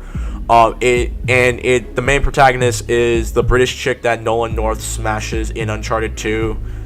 And she's with a black British chick who, like it or not, she's gonna smash in the game as well. But I digress. Days Gone, which essentially what GC likes to call The Last of Us with zombies. Yeah, pretty much. I mean, it's like The Last of Us mixed with Sons of Anarchy. That's a good. Another open world zombie game with motorcycles. Yeah. I'm gonna hold my tongue to that because I mean, I was impressed last year with the game. I felt as if this year the game was kind of lackish, but I know it was just gameplay. I know it's probably more to it. I will say last year was more action. I will say that bear wrapped in barbed wire, the corpse bear, was pretty dope. I like that. Yep. That was cool. Red Dead Redemption, Undead Nightmare, they did zombie bears first. Yes, I know. Shout out to the Colossus. Oh, I'm sorry, GC, go ahead. Oh no, I was gonna ask for your opinion. Like, basically, what do you think Days Gone, as in concerning the enemies? Do you think they're zombies or infected? It doesn't matter. They're killing people. I think they're like zombies. Oh, okay. Yeah. Yeah, because I mean, the reason I asked, because I had a discussion with someone earlier about it, because he's saying like they're affected, but it's just like there's a difference between people that's affected and people and actually zombies, like basically like 21 days later versus Dawn of the Dead or something like that. You talked to Captain Andrew, didn't you? Not earlier today, yeah. Yep, do it. Anyways. I'll hold judgment until the game comes out, or if they have a beta for it. It looks cool. Yeah. It looks cool. I'll give it that. Shout out to the Colossus getting a remake. That looks really fun. That looks crazy. I never played Shout out to the Colossus growing up. It's very fun. Definitely play it. It's on PS3, and you can also play it on PS4. I'll probably check it out. I'll probably steal your copy, Beijing. Come over to my house and steal my games. I'll probably steal your copy for a couple of days and then tell you how it is. Okay. And then lastly, I think on my I have on my notes. Detroit Become Human. Oh yeah, Detroit Becoming Human. Not as excited for it. I think I was more excited when they first announced it. Now, not so much. I think when it comes to that, is it because of Jesse Williams? No, not really. It's just I need to see more of it. I know why for Big Zen, because last year they showed it off as if you were playing a detective and you have so many ways to solve crimes and stuff. I think that's still going to be in the game. I think it's just going to be told in two different stories. It's like how Heavy Rain, how the story's being told in multiple characters. Yeah, there's the multiple characters. That's what they're gonna do. But I'm not as excited because it's taking forever to get here. So we'll see when it comes out. Wait, time out. So you're not excited for this game because you don't know how long it's gonna be until it comes out. Yeah, you're excited for Kingdom Hearts 3, which is not. Wait. What you gonna say? Hang on. I'm not as excited for Detroit. I was really excited when Detroit was first announced. I think Detroit was first like a PlayStation 3 tech demo, and it looked really cool. And it's like, this is a tech demo. This is not going to be a game. Oh, that sucks. And then it's like, man, dude. I went back and looked at it. It's like, man, I wish this game was coming true. Was a game. And then they say that, oh, this was that tech demo and this is going to be a game. It's like, oh, what? That's insane. And now, I'm not as excited. I don't know why. I'm not as excited for it as I was when it was first announced. Yeah, you're excited for Kingdom Hearts 3 though. Because I've played 11 years. I played every game. It's another discussion, and I'll talk about it after. Try hard. Woo! Did you not see the Kingdom Hearts? I saw the trailer, and the first thing I said. And there's in going that to be trailer, more. There's going to be more. The first thing I said after I watched the trailer in the comments comment section was, "That's cool and all, but what about that release date, though?" There's going to be more at the Disney Expo. Yeah, and do you know how much it's going to get? Do you know how much it's going to cost to get into the Disney Expo to find out more about it? I'm not gonna go. Yes, I know I'm not gonna go to the Disney Expo. I wish I could, but there's gonna be a trailer, gameplay, whatever. Someone's gonna cover it and they're gonna show more. I don't think there's gonna be a release date yet, but it's just cool to see that. Besides, David Cage games and Kingdom Hearts games are nothing alike. Are nothing alike. So it's like, watch David Cage just fuck this up. Okay. Probably same could be said for Kingdom Hearts 3, but I don't know. Say one more. I want you to say this one more time. Say it again. David Cage games are awful. I just meant about the F up. Okay. Watch David Cage just fuck this up. Because who knows? Detroit looked interesting, but now it's like, watch it just be a mess. Look, I'm gonna say this. This is the first David Cage game where I will immediately say, I will say right now, I might get it because I've seen Beyond Two Souls, and I think that game is just that game is gutter trash because because there's a lot of reasons why, and I know I might piss off some people who actually like it. But that game is Ellen Page's. All you need to know is Ellen Page's stand stops her from committing suicide. It's hilarious, but it's kind of messed up at the same time. It had such potential, and it was and it just fell flat on its ass. Oh god, I'm so mad at that game. All right, so and then here the last thing on my notes is Spider-Man. Spider-Man. Arkham. Spooderman, Arkham, Dogs, Arkham, Marvel, Electric Boogaloo. Spider-Man, Arkham. That makes total sense. Okay, we're not gonna look.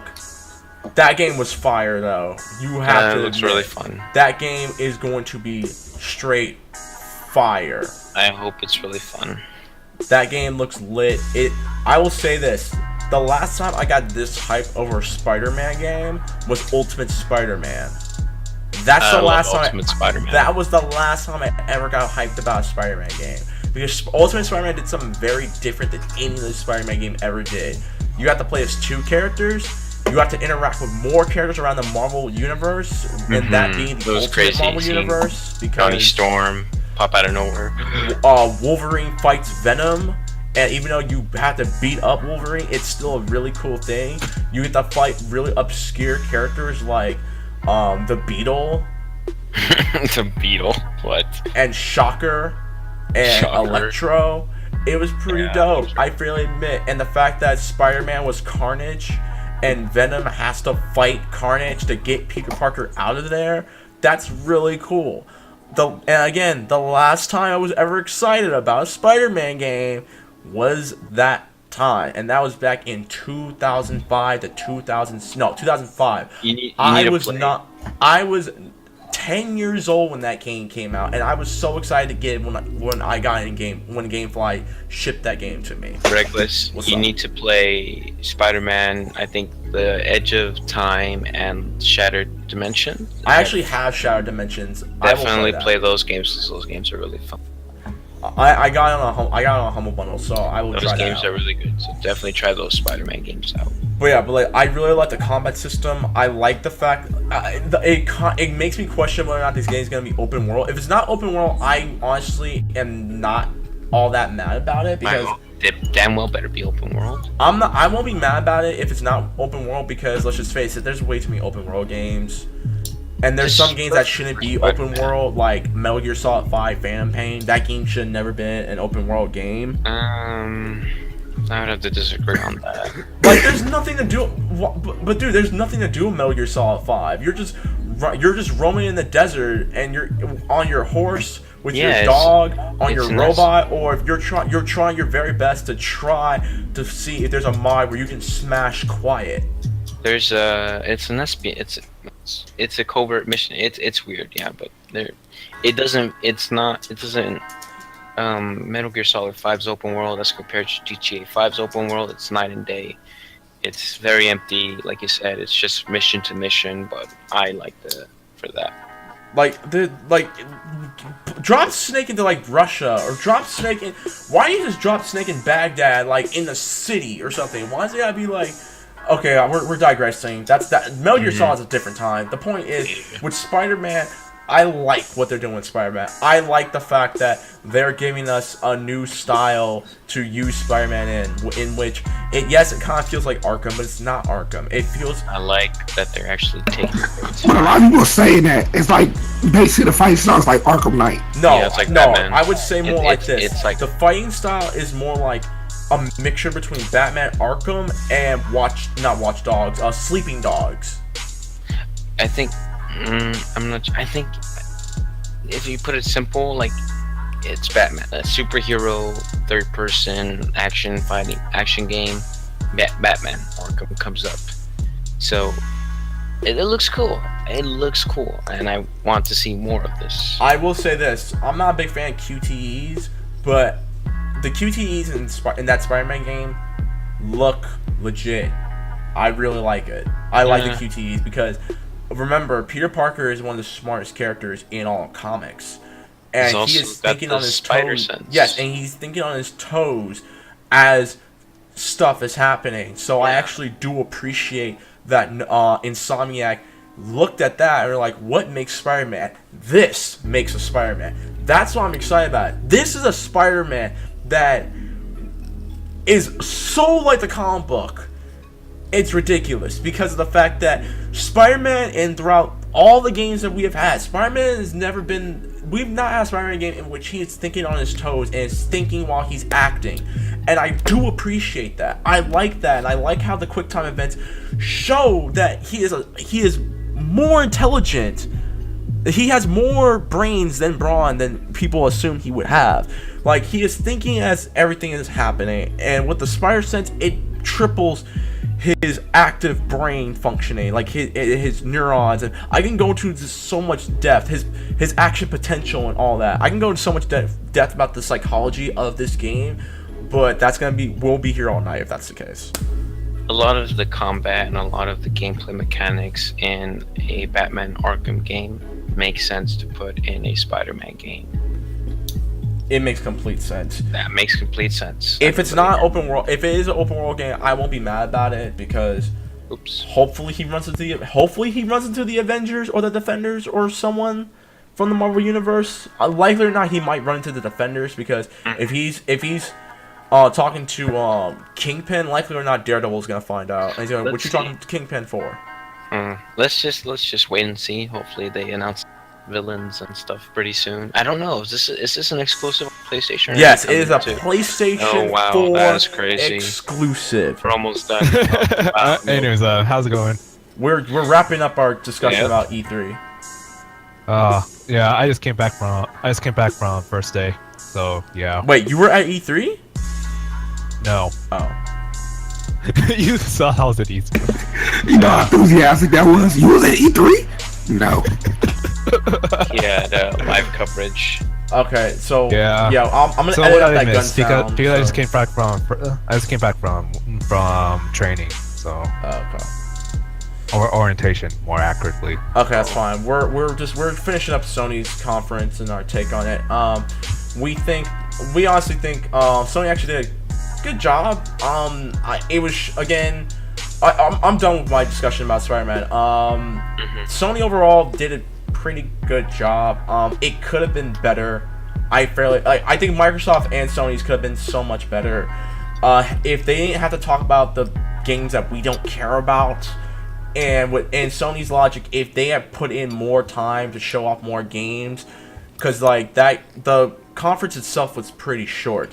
If they showed off more, if they showed off Tekken, if they showed off more, or talk about how Tekken's gonna be an Evo or something like that. Just came out recently, or talk about PlayStation Vita games. Where are the Vita games at? Vita's dead, man. Are you crazy? I know, but That snore. Fucking Vita. It's still strong in Japan. It's actually still strong in whatchamacallit? Japan. Japan. It's strong in Japan though. This is stronger America, than DS guys. actually. This is America, and unfortunately, it's not. I'm not seeing any Vita games coming out soon that are.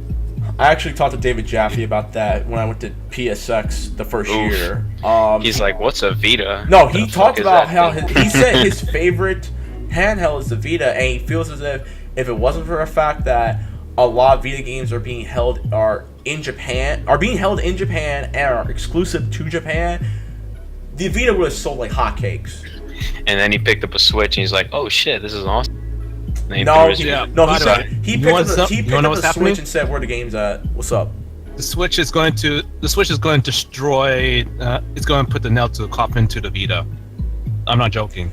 It's going to put a nail to the coffin. I think the Vita. You can think that if you want. I think the Vita was in the coffin a long time ago. Yeah, because either the Vita was in the coffin, or I'm sorry, they ain't. Yeah, Switch ain't got no if games. that's not if they're in the coffin already, then the Switch is going to be the final nail to the coffin. The Switch is putting the flowers on top of the grave. Wow. Just Hey, babe, wow. I give you a kiss from a But- rose on the grave. Rest now. Oh man. You no longer. Now you that know- your roses are blue. It is my turn. Let me take it from here. Oh my god. Okay, we're done. We're done with this. Overall, though, guys, the day one of E3, the conferences, they weren't too bad. Again, a B for a solid B's all around for Microsoft and Sony. A C for EA and a B minus for Ubisoft just for pulling off the Beyond Good and Evil 2. Bethesda got a D from Big Zen. Yeah. I didn't watch it. I don't care to watch it. So, Speaking of which, there's actually a game that's trying to be complete gangsta. are you talking about Total Mayhem or Project Something Mayhem? like that. With Johnny Gat? Yeah, I know they ain't showed off. Oh yeah, that's a. Well, not. I think it's different ones. Like, it has the text. It has a typeface that Overwatch uses. I It's know all what you're talking purple about. or something. Yeah, it's that one. Okay. It's that one. Okay. But yeah. Real Yeah, quick. it's So, like, I was- X-Force, did you watch E3? I didn't watch it. I Okay. like the fully because how should I put it? I was because I was still worried about my first day. That's why. Okay, that's all good. I That's was all good. I was much more focused on my first day than E3. Okay, it's all good. All right, guys. So we're done. We're done for tonight, guys. This is Reckless Talk. Thank you guys very much for listening and watching this and coming by the live stream on Twitch. If you are not watching it on Twitch, the video will be up later on. Tomorrow, as we are recording, I will be watching the Nintendo press conference. I will do my reaction to that later in the day. If you guys want, I could host a stream of me playing Dirt 4 just casually. That's fine. Yeah. We'll do that later though. But yeah, guys. So we're done. So where are your closing statements? We'll go around the table. Beiji Zen, what's your closing statement for Reckless Talk? I think I don't know if you guys want to pick a winner. If you guys had preferred a conference. There are no winners. Shut up. All that matters is Shut up, that X-Force. consumers are happy. That is true. But when it comes to the companies that were doing the conferences, who was the winner? Personally, I'm not gonna do a winner, but my personal favorite was Microsoft's.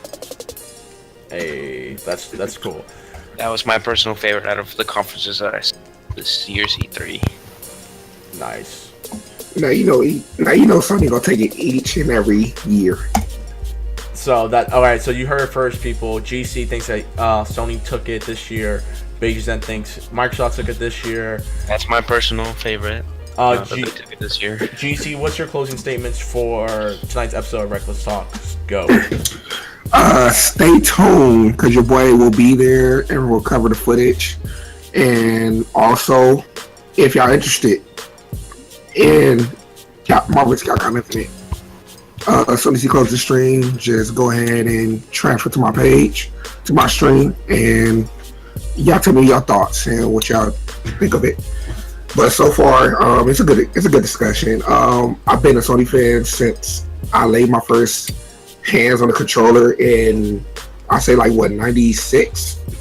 But I mean, I'm just looking forward to this year, and hopefully, I'm looking forward to you guys seeing you next year as well, all of you guys. Oh no, you already know the Scrub Club. We will be there, and we finna we're gonna tear the E3 floor in half. Every year I watch E3 conferences, so like If I'm not, then always happy to discuss. Yeah, and if not, then Well, you will I'm gonna end up see. missing it. If not, you will see us here on Twitch covering as much information as we can and whatever you pump into us, GC. So yes, but we will be there. And I'm saying it right now. That is actually my closing statement for tonight's episode. We will be at E3 next year. The Scrub Club. Everybody gonna be there somehow, some way. If not, someone's gonna be at home covering the information, writing it down, letting y'all know. That's how we do it. We gonna be out here getting this paper. You know what I mean. Other than that, though, but on the real note, shouts to you guys for coming by. Thank you very much. We had about 20 people watching tonight. People who were coming in and out. We had 20 people coming in and out, so they're actually watching it. We appreciate you guys for coming by. Much appreciated. If y'all are new, make sure to hit the follow button here on Twitch. Follow me on Twitter. Subscribe to me on YouTube. Hit the bell icon on YouTube because YouTube's algorithm is ridiculous. And my Wonder Woman. Been pretty bad. Yeah, my Wonder Woman review is currently up on my Twitch page, on my YouTube page right now. Wonder Woman was great. I'm gonna see it again this week. And I will more likely go see The Mummy. I've heard bad things about it. I'm gonna go see it still. Probably pass. I'll probably go to $2 theater. Is that the one with Dwayne Johnson? No, that's the one with Tom Cruise. It's the one with Tom Cruise. That's even worse. Yeah. Crazy. I'll probably go see it at $2 theater because the movie's probably not even worth it. So there you have it, guys. That is Reckless Talk, and please be sure to follow Mr. Godchild at twitch.tv/Mr. Godchild15, at twitch.com/Godchild15, and at Mr. Godchild15 on YouTube. Please be sure to follow my boy BeijiZen on Twitter at BeijiZen, and follow my boy X-Force if he ever decides to get a Twitter. But we are out. Sorry. Thank you. Peace out. Bless up. And keep on wrecking things $20 or less. And we will see y'all tomorrow. Peace. Deuces. For Nintendo. Yes, Nintendo. Your bring move, Nintendo. the games, or you will get roasted tomorrow. Streaming. Deuces.